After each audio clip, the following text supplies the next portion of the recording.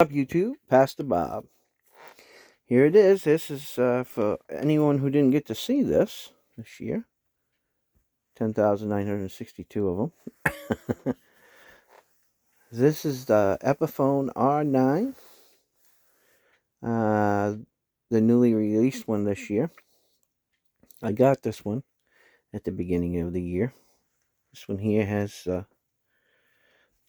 special upgraded pickups, custom shop pickups. Them pickups are expensive. I think they're like $600 for those pickups. CTS pots, Mallory caps, all the goodies, man. I mean, it's a really well made and well built. I mean, they did a great job on the guitar. I polished it up. I like to keep them polished. I like the color of the inside of this case better than the color, that real pink color. The other one that came out, the first model, which I have one of the first models that came out too. First year, on the first runs. I like the fact that, they changed the headstock on this one. This is not a regular Epiphone. You know what I mean? This is a special Epiphone that was created between, the Gibson Custom Shop and Epiphone. So, that's cool. Do I think all Epiphones need to have that headstock? Probably not. There's the back, so you guys can see it. I mean, these are super nice guitars. I like them. They did a great job. They did a great job. Is it an exact match? Absolutely not. Will there ever be an exact match? Absolutely not. Will there ever be an exact recreation? Absolutely not. And people say, well, why not? Well, because the same people didn't build it. It ain't in the same facility. And they ain't using the same tooling to make them. I'm sure that the same fret wire and the same pickups and the same potentiometers and jacks and everything dated from that period of time and not just hanging around. So there's a lot of things that will tell you that you can't ever exactly recreate 1959.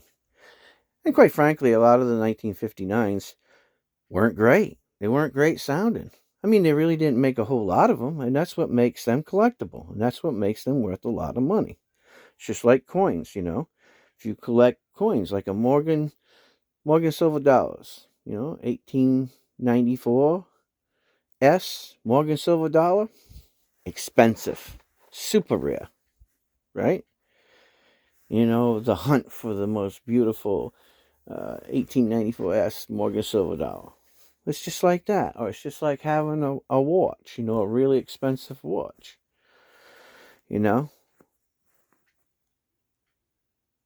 Whenever there's not a whole lot of something, creates rarity, and rarity creates value.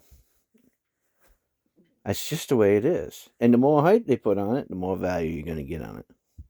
But does it mean it's an excellent guitar? Nope. It does not. Does having USA or Gibson on the headstock make an excellent guitar? Nope. It doesn't. Why do I buy Gibsons? Because I like to support American people. Right? They brought it to us. It's only right for me, if I can afford it once a year or once every couple of years, to buy a Gibson. And I do. Like I bought one this year. Right? Wasn't a brand new one, but it's down there. Do I like Paul Reed Smith? Absolutely. I love him. There's one of the first McCartys, right? Right there. That's just the way it is. I do it because I like to support them. Because I like what they do. It isn't because, I'm a fanboy of any of them. I like them. I either like them or I don't like them. If I buy something and I don't like the sound of it, then I send it back. Plain and simple. I mean, because I do it from a collector's point of view, not just, a player's point of view. Because I'm not a professional musician. But from a collector's point of view, I like to get the best sound that I could possibly get. And it's not just my ears. I ask other people what they think it sounds like. An honest opinion. And if it's a good opinion, then I keep it. That's just the way it is. I keep it in my collection. And pass them down, to my grandkids one day. And they can do whatever they want to do with them. Maybe it'll help put them through college, or maybe they decide to become musicians and they'll have really good guitars to play. They'll be happy that Grandpa thought about them. Now, people also know that I like other guitars, like Firefly guitars. I do. I like them. They do a good job. Some people might bitch and complain and say, oh, you're buying a copy. Well, you know what? There's a lot of copies in this world. There really is. I buy them because I like them. They're inexpensive. I think that they're doing a great job. I don't know how long they'll be around, how long they're going to be producing them. But I like them. I like the art of it, too. It's not just about, the construction of it or where it's made. It's just, if I like it, then I buy it. And I really don't care what other people think about it. And you shouldn't either. If you're happy with a $100 guitar, I'm glad that you're happy with it. And you should be. If you're happy with it, that's all that matters. Right? You can have 1,000 guitars, you can have one. If you're happy with 1,000, so be it. I get it. I'm not there yet, but, I'm on the road to it.